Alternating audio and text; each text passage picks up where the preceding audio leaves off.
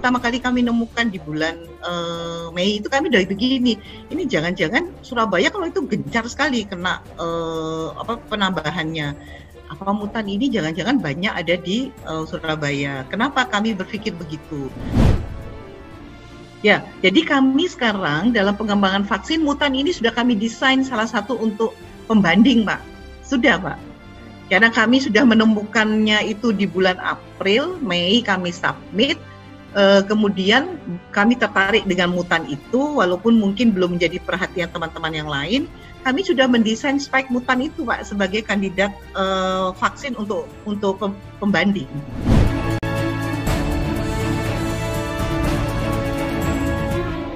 Setelah pada pertengahan Agustus lalu, para peneliti Malaysia menyatakan telah menemukan mutasi corona yang tingkat penyebarannya 10 kali lebih cepat. Kali ini giliran tim peneliti dari Universitas Airlangga yang menemukan mutasi serupa. Apa yang membuat sebuah virus bermutasi? Apa dampaknya terhadap penanganan COVID-19 di tanah air? Dan apa pula kira-kira dampaknya terhadap uji coba atau pengembangan berbagai vaksin yang saat ini tengah dilakukan? Saya akan mengajak Anda, Detikers, untuk berbincang dengan Profesor Ni Nyoman Tripuspaningsih. Beliau adalah Guru Besar Bidang Biomolekular Hayati Universitas Airlangga. Kita ikuti perbincangan yang berikut ini. Assalamualaikum, Prof. Ni Nyoman Tripuspaningsih. Apa kabar, Prof? Alhamdulillah, waalaikumsalam, Mas Sudrajat. Alhamdulillah kabar saya baik. Sehat selalu juga, salam sehat untuk Mas Sudrajat ini. Prof. Nyoman, ya, sengaja mengganggu Prof ini, ingin menggali kembali paparan Prof kemarin di sebuah seminar ya, Prof ya. Katanya sudah yang mutasi virus corona itu juga sudah masuk ke Indonesia yang dengan kecepatan menular 10 kali lipat itu. Karena beberapa hari sebelumnya, kalau nggak salah tanggal 16 Agustus itu mulai disebut-sebut ada di Malaysia ya, Prof ya. Ya. Kalau yang di Indonesia sendiri tepatnya kapan terdeteksi itu, Prof? Jadi begini, kalau tepatnya kami tidak tahu karena keterbatasan data yang dimiliki oleh Indonesia, saya rasa sampai pun sekarang ini, ya. Karena kita menganalisis mutasi itu berarti kita harus mendapatkan genom atau urutan basa nukleotida dari RNA si virus COVID-19. Nah, kalau kita telusuri untuk Surabaya, itu kebetulan sekali laki ya, mungkin Surabaya, tapi pada waktu itu belum menjadi perhatian kita semua, artinya belum menjadi perhatian Indonesia tentang adanya mutasi. Jadi kalau kami di Surabaya, Universitas Airlangga sudah menemukan adanya mutasi D614G yang sekarang sedang ramai itu, collecting data kami di bulan April, Pak. Artinya sebulan setelah, iya, artinya baru 1 bulan setelah Indonesia terkonfirmasi positif di bulan Maret kan, tanggal 2 Maret saya ingat waktu itu. Nah itu tanggal 4 April collecting data dari pasien di Surabaya, itu kemudian dilakukan whole genome sequence, jadi menganalisis semua utuh semua 30.000 dari genomnya virus COVID-19 yang menginfeksi pasien Surabaya yang kami koleksi waktu itu. Dan disubmit di database global itu yang disebut dengan GISAID ya, GISAID. Nah itu kami submitnya bulan Mei. Artinya sebetulnya bulan April, 1 bulan setelah Indonesia terkonfirmasi positif COVID, itu sudah ada mutan itu di Indonesia. Mungkin lebih dulu daripada informasi yang dari Malaysia. Hanya pada waktu itu memang belum terlalu menjadi perhatian, walaupun saya sempat mengingatkan pada saat rapat di tingkat nasional, saya pernah bilang para peneliti, saya bilang ini sudah ada mutannya loh ya, jadi harus menjadi perhatian. Karena mutan ini ada di spike-nya, Pak. di bagian dari spike. Spike itu adalah proteinnya virus yang nanti akan masuk menempel pada reseptornya manusia.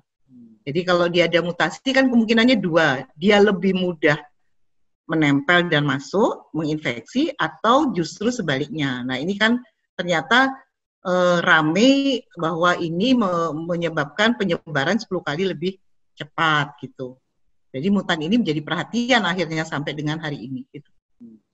Nah, terdeteksinya itu yang sekarang baru hebohnya itu apa juga sejalan dengan terus meningkatnya data COVID di tanah air, Bu? Korelasinya?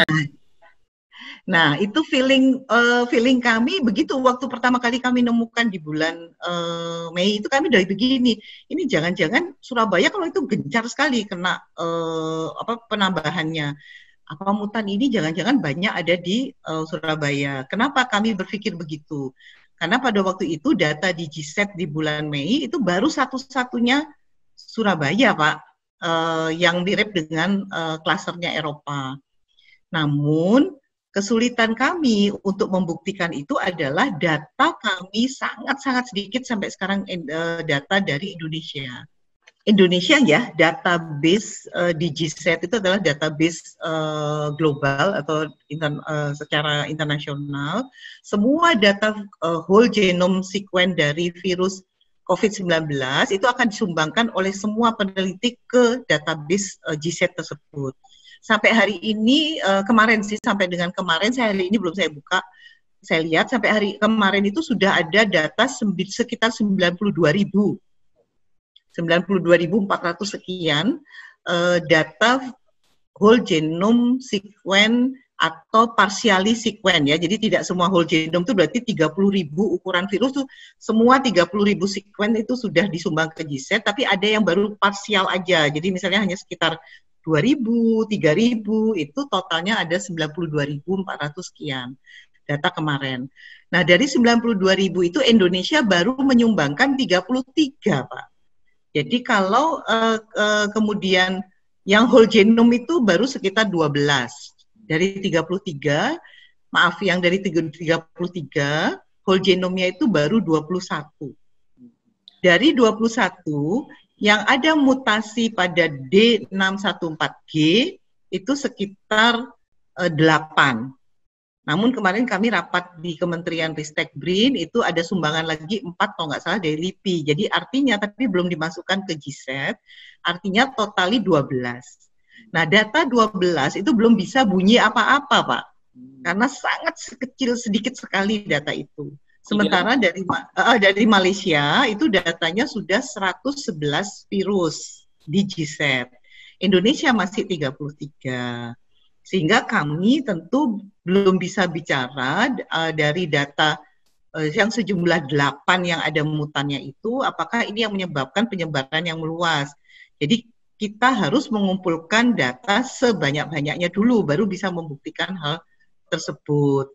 Nah, untuk itu ini sebetulnya teknologinya sama seperti teknologi RT-PCR, Pak. Waktu melakukan Indonesia kemudian melengkapi fasilitas RT-PCR di beberapa laboratorium, sehingga analisisnya setiap hari bisa cepat kan, bisa sekian ribu terinfeksi, sekian ratus terinfeksi, dibandingkan dengan Maret yang hanya mungkin puluhan dan sebagainya. Nah, ini yang harusnya dilakukan saat ini kalau ingin tahu apakah penyebaran itu memang karena adanya mutan 614 dari aspartat ke glisin di Indonesia. Jadi data masih sedikit ini belum bisa bunyi seperti itu, Pak. Gitu. Itu aja kita agak punya kekurangan di sana. Karena alatnya untuk mengukur whole genome sequence itu ada yang disebut dengan NGS. Jadi alat untuk menentukan sequence dari whole itu namanya New Generation Sequence. Nah, New Generation Sequence ini bisa menentukan ukuran yang besar, 30.000 itu besar, Pak, pasang basah. Nah, sementara di Indonesia belum semua institusi punya alat tersebut, gitu. Ini yang juga menjadi keterbatasan jumlah data yang disumbangkan oleh Indonesia. Demikian, Pak. Selain UNER dan LIPI, kalau Eijkman sudah mendeteksi juga nggak, Pak? kalau nggak salah. Nah, kalau Ekman sudah di GZ ada, tapi data Ekman tidak ditemukan mutan itu. Jadi waktu pertama bulan Mei itu kalau nggak salah yang dulu yang memasukkan Ekman ada 4, itu kan semuanya sama dengan Cina. Tapi tidak ada mutasi D614G. Kemudian UNER menyumbangkan 2 sekuen di bulan Mei ya, di bulan Mei kan ini perjalanan tiap hari bertambah. Kemudian menyumbangkan 2 whole genome sekuen, itu 1 ada mutan. Nah itu kami waktu itu curiga itu, ini kok ada mutan ini gitu. Di spike lagi gitu kan, posisinya juga dekat-dekat dengan protein host, proteinnya sel inang yang justru membantu spike. Kemudian di bulan Juni, UNER menyumbangkan lagi 4. Dari 4, UNER dapat lagi 1 yang ada mutan itu. Sehingga sekarang kita punya 2 yang terdeteksi ada mutan D614G. Nah, kemudian Ekman menyumbang lagi sekitar 6. Jadi beliau Ekman itu sudah 10. Kemudian nah sekarang di bulan Agustus kira-kira tanggal 25 itu LIPI menyumbangkan 2. Itu ada semua. Ada semua mutan D614G.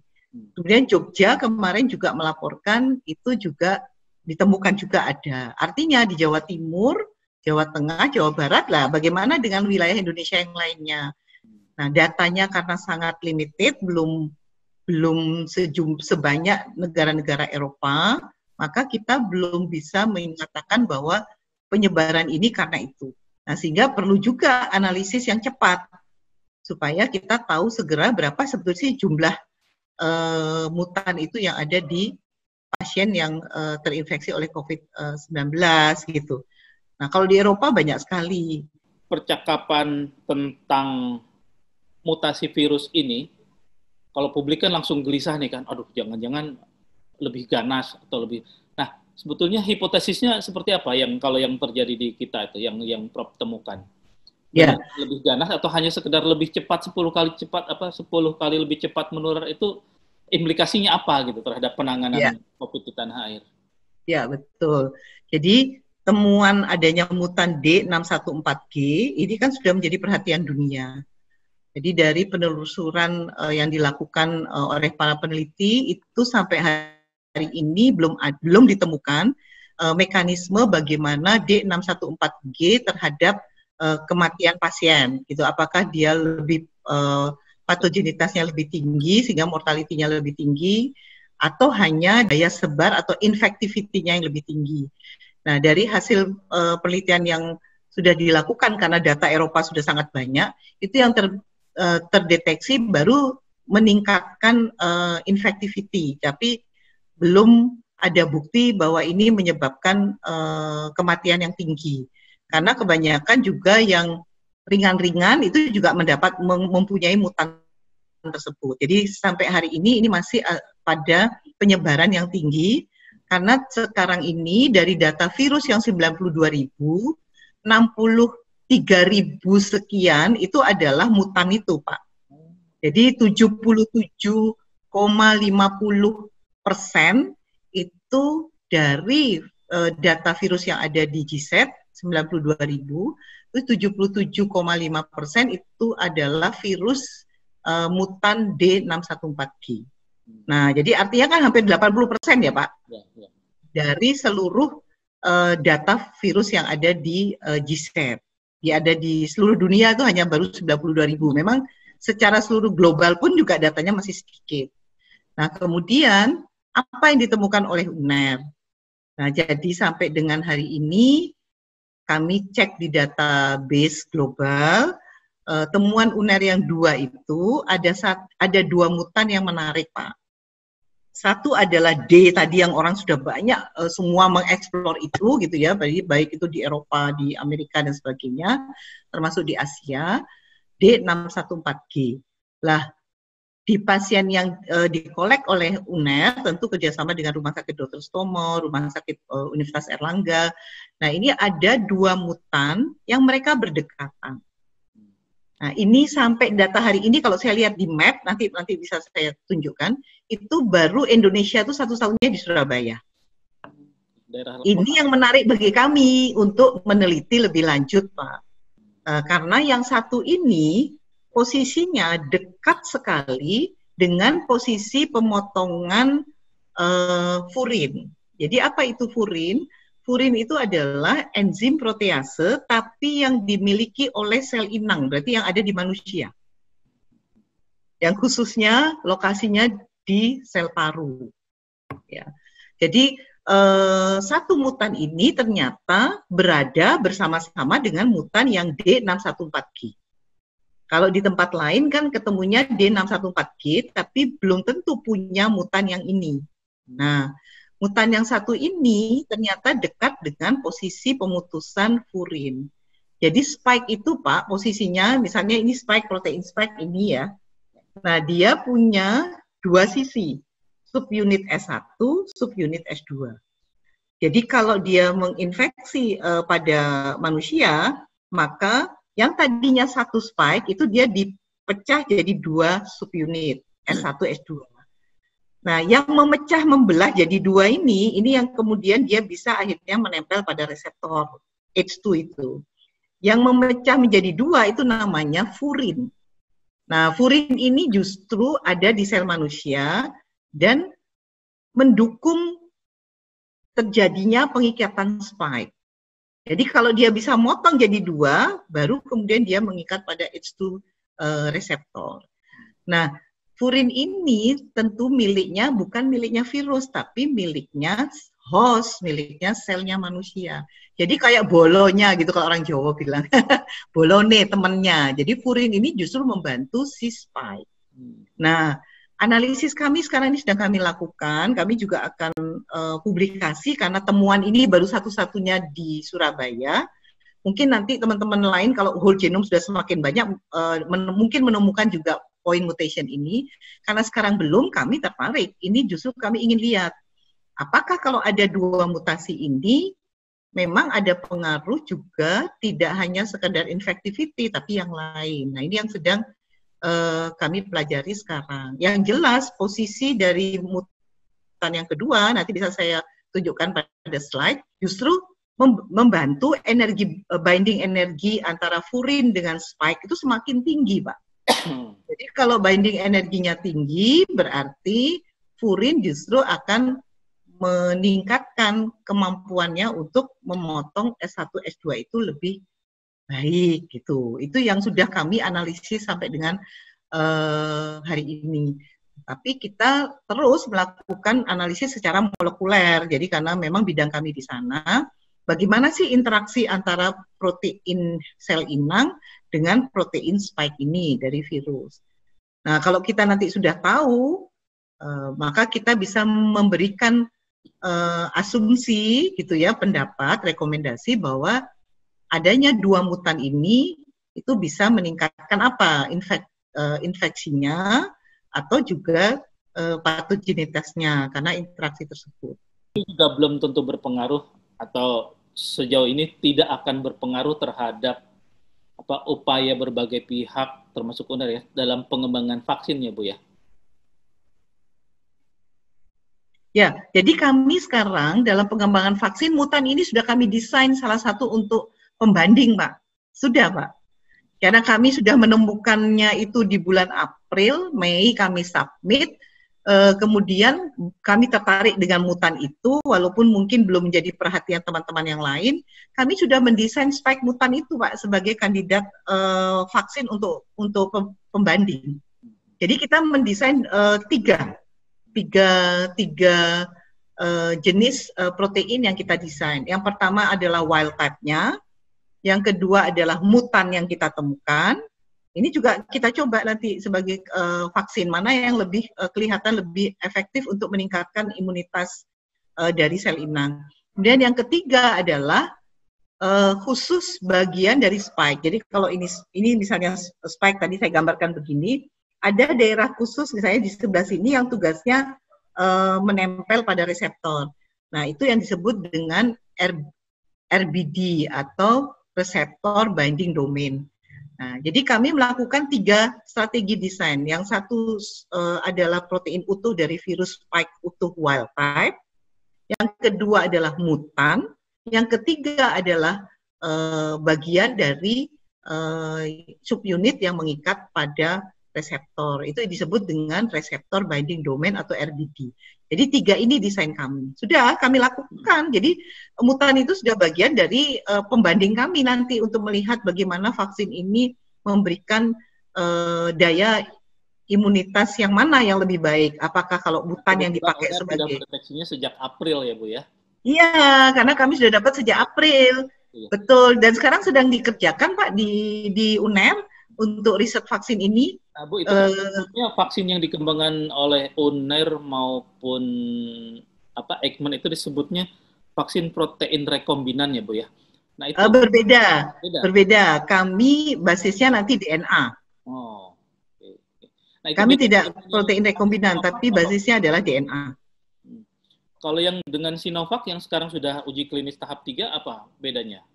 Sehingga mereka beda Pak, beda kan jadi kan untuk mendesain vaksin kan ada beberapa platform yang dipakai oleh para peneliti dengan kekhasan masing-masing. Jadi kalau Sinovac itu menggunakan virus yang dinonaktifkan. Jadi itu teknologi sebenarnya sudah lama tapi paling sederhana. Teknologi yang paling sederhana. Sudah dipakai sebenarnya pada masa yang lampau, zaman cacar itu kalau nggak salah pada waktu itu sudah digunakan. Nah, Sinovac pakai cara ini, makanya cepat dia, karena kan hanya virus yang dilemahkan, kemudian diuji dan sebagainya, dan itu yang akan kemudian diberikan pada proses clinical trial sekarang ini. Nah, yang dilakukan oleh Eijkman, lembaga Eijkman, itu adalah protein rekombinan basisnya. Nah, yang kami melakukan berbasis pada DNA. Jadi nanti dia di packaging di vektor yang kemudian dimasukkan ke sel inang sebagai bagian dari materi genetik. Nah, ini nanti kemudian baru menginduksi sistem imun yang ada di sel inang, sehingga kalau sampai di sel inang sudah disuntikkan, baru kemudian dia terekspresi protein-protein. Protein itu yang menginduksi terjadinya sistem imun di sel inang. Sebuah virus melakukan mutasi itu lazim nggak Bu? Atau lazim. Mutasannya virus corona aja? Atau semua virus juga memang? Tidak, lazim. Semua virus gampang sekali termutasi. Karena memang dia sendiri kan tidak punya kemampuan apa-apa kalau dia berdiri sendiri di luar dari sel inangnya. Jadi dia selalu kan berusaha untuk bisa survive. Ini kan juga bagian dari kehidupan kan dia. Jadi kalau virus itu ada di luar, kayak sekarang gini misalnya virus ini ada di HP saya, dia nempel di sini misalnya, dia benda mati aja, nggak bisa apa-apa. Tapi begitu terhirup, nah baru dia bisa nunut pada semua sistem proses transkripsi maupun proses translasi. Tapi karena ini adalah RNA virus, jadi dia tidak perlu mengalami proses transkripsi, dia sudah RNA, sehingga dia langsung menjadi protein-protein lagi di dalam sel inang, menjadi mempackage lagi, ngepak lagi dirinya menjadi virus baru. Itu terus siklusnya seperti itu. Sehingga semakin banyak. Proses mutasi sendiri penyebabnya apa tuh Bu biasanya? Lingkungan tergantung kondisi masing-masing tubuh kita atau gimana? Betul, jadi virus itu tergantung lingkungan. Karena dia adalah RNA virus, pasti dia sangat tidak stabil, itu pertama virus. Kedua, karena dia tidak punya kompartemen untuk membaca dengan tepat, atau kita bilang fidelity atau proofread. Dia tidak punya kemampuan itu, karena dia tidak punya kompartemen atau istilahnya perangkat piranti untuk melakukan proses transkripsi maupun translasi. Itu kalau kita kan punya kemampuan itu. Kalau kita salah baca, ada yang memperbaiki, dibuang sehingga dibaca dengan benar. Akhirnya menjadi urutan yang benar, bukan menjadi mutan. Hampir semua virus pasti bisa mengalami mutasi. Apalagi ini tadinya dari hewan ke manusia, itu pasti dia mengalami mutasi. Kalau enggak, dia nggak bisa dimasuk ke sel inang manusia. Nah, mutasi ini menyebabkan dia bisa di hewan dan bisa di manusia. Ini kan menyebabkan dia punya daya hidup, daya multiplikasi atau daya amplifikasi yang tinggi kan. Jadi dia merasa, wah, saya juga hebat, aku bisa di hewan juga bisa di manusia. Jadi virus itu ya juga ingin survive, Pak. Karena dia kan juga bagian dari kehidupan di dunia ini kan gitu, Pak. Prof, saya kembali ke vaksin yang sedang dikembangkan oleh Prof dan teman-teman.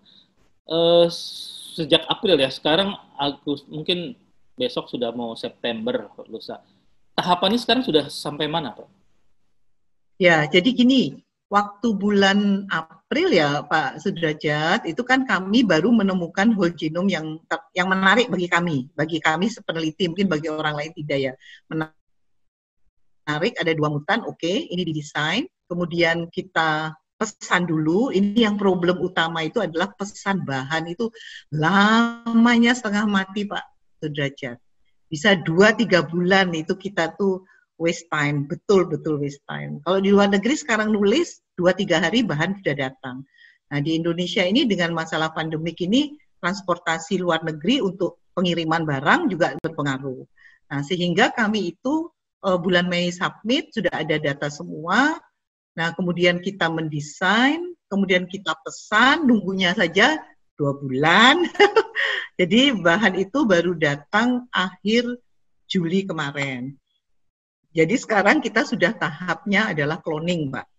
Jadi kita sudah melakukan cloning, sehingga harapan kami nanti memindahkan ke vektor yang memang sudah akan kita gunakan sebagai kendaraan nanti di vaksin kami itu insya Allah mungkin sekitar bulan September Oktober sudah dilakukan. Nah sekarang tentu cloning itu juga ada beberapa tahap, artinya spike yang kita desain baik mutan yang wild type maupun yang subunit bagian dari spike tadi yang RBD ini sudah siap Pak, sudah ada barangnya.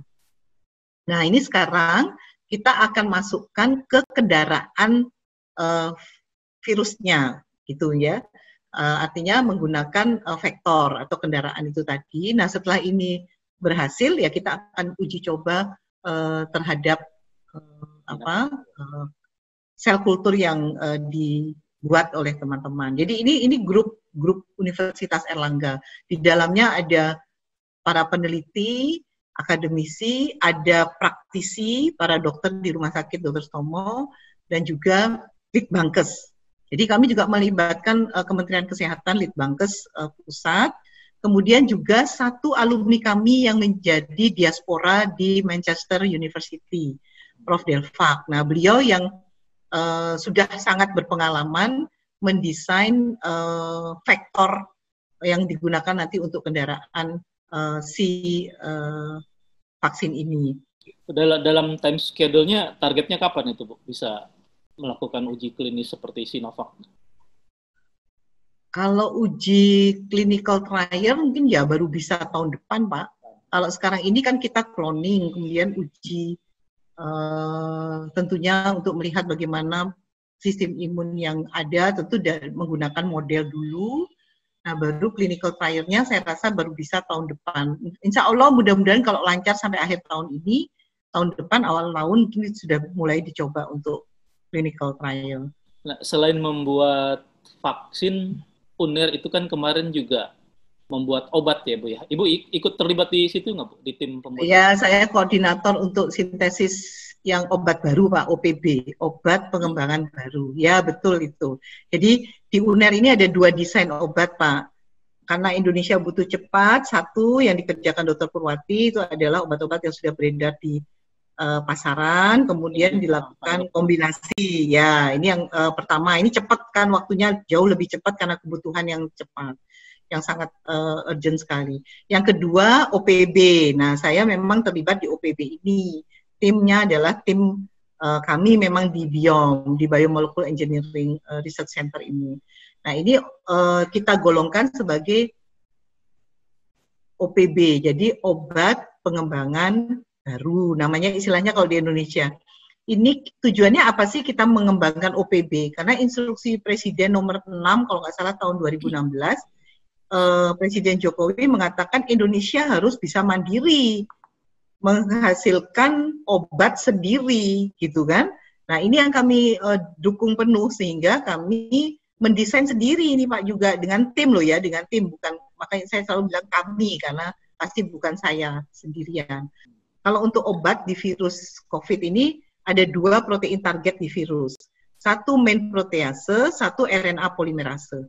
Ini adalah kalau obat itu bekerjanya terhadap salah satu dari dua enzim tersebut. Kami mendesain sekarang ini lebih utama di main protease-nya. Kemudian, tapi juga melakukan penelitian yang RNA polimerase, tapi ini masih sangat baru sekali. Yang main protease ini yang sudah ada gambaran hasil yang akan datang. Kemudian kalau vaksin itu biasanya targetnya di spike, tapi ada juga orang menggunakan epitope, banyak-banyak platform yang tadi saya sampaikan. Jadi Pak Sudrajat, untuk yang obat ini kami sudah mendapatkan dari sekian desain, kalau tidak salah 150 desain yang kami lakukan, sama seperti yang kami juga bantu analisis interaksi dockingnya. Nah ini kami dari 150 dapat kandidat 5 yang pernah kami sampaikan dulu, sekarang sudah dapat 1 yang terbaik. Jadi dari 150 ada 5, dari 5 ada 2, terseleksi 2, dari 2 sekarang terseleksi 1. Ini sudah uji in vitro dan prekliniknya ya, uji preklinik sekarang masih di preklinik, itu sudah in vitro dan sudah in vivo uji tantang ke virus. Sekarang sedang lanjutan in vivo untuk uji subkroniknya. Jadi ada uji toksikologi sudah akut dan sekarang masuk ke subkronik. Nah, sehingga kalau nanti preklinik ini selesai, in vitro in vivo, baru kita masuk ke clinical trial. Untuk sponsornya tetap dari BIN dan TNI AD atau dari pihak lain pendanaannya? Kalau yang OPB ya. Jadi ini karena kita beberapa skema pendanaan. Kalau untuk yang vaksin, alhamdulillah proposal kami lolos tahap awal ini, tahap 2 ya kalau nggak salah ini, dari LPDP. Kita lolos di riset kolaborasi internasional diaspora, LPDP, karena kita melibatkan Manchester Uni, di mana alumni kami, UNER, itu Profesor Delva. Ya, itu beliau juga dokter, alumni FK UNER. Jadi ini dananya LPDP dari skema RKI Diaspora. Kemudian kalau untuk analisis mutasi, kami mutasi juga kami melakukan penelitian, Pak. Jadi itu didanai Kemenristek BRIN, vaksin LPDP RKI Diaspora. Kemudian untuk OPB ini kami dibiayai oleh BIN. Jadi ada 3 sumber dana, ya. Nah, BIN ini khusus untuk OPB karena memang penelitian ini pastinya sangat diperlukan oleh Indonesia, sehingga pemerintah melalui BIN itu membantu kami supaya riset ini bisa berjalan sampai dengan selesai gitu, Pak. Jadi itu sumber dana kami, Pak. Kalau swasta belum mana ya, Bu ya? Nggak ada yang berminat untuk membantu membiayai. Nah, ini untuk berminat, Pak. Yang vaksin kami juga ada beberapa swasta yang berminat, tapi ini masih dalam tahap diskusi. Jadi ada beberapa perusahaan yang berminat untuk vaksin kami. Ya. Itu satu, ada juga yang perusahaan-perusahaan yang berminat ini sedang dalam negosiasi untuk kerjasama vaksin. Kemudian kalau yang mutan tentu tidak perlu perusahaan karena ini purely scientific research ini kalau yang mutan, karena kan cukup tahu mutan ini banyak atau mutan ini sedikit. Ini memang untuk peneliti yang tertarik itu lebih ke pure scientific ya, sehingga ini tidak menggandeng swasta. Nah, yang ketiga yang OPB ini beberapa pihak, ada satu pihak swasta yang sudah tertarik untuk karena kan perlu bahan baku ya dan sebagainya. Nah, ini sudah ada pihak swasta yang tertarik. Tentu ini kami juga nanti akan diskusi dengan BIN sebagai sponsor utama dalam pendanaan riset ya, dalam pendanaan riset. Nanti aplikasi misalnya bahan baku atau yang akan memproduksi obat kami, karena ini memang obat pure single compound ya Pak. Bukan obat ya, masih OPB, obat pengembangan baru, single compound. Ada pihak swasta yang tertarik juga. Ini nanti tentu dengan persetujuan, kalau BIN setuju, yaitu nantinya yang akan membantu kami untuk produksi dalam skala clinical trial gitu. Ada pihak swasta ada Pak. Ya. Baik, terima kasih Profesor Ninyoman Tripuspaningsih. Semoga apa yang Profesor paparkan tadi dapat memberikan wawasan baru bagi kami semua, dan tentunya kami mendapatkan keyakinan bahwa mutasi D614G yang ramai dibicarakan beberapa hari terakhir ini tidak perlu dicemaskan secara berlebihan. Ya, betul. Karena ya, betul. Dampaknya sendiri belum terlihat ya Bu ya, belum di penelitian para ahli. Nggak cuma di Surabaya, nggak cuma di Indonesia. Tapi tetap perlu hati-hati Pak. Tapi tetap perlu hati-hati. Tetap patuhi protokol kesehatan gitu Pak, untuk menghindari penyebaran virus ini. Ya. Oke, terima kasih banyak Profesor. Sama-sama Pak. Terima kasih ya. Mudah-mudahan sehat selalu. Amin, amin. Oke. Wassalamualaikum warahmatullahi wabarakatuh. Waalaikumsalam warahmatullahi wabarakatuh.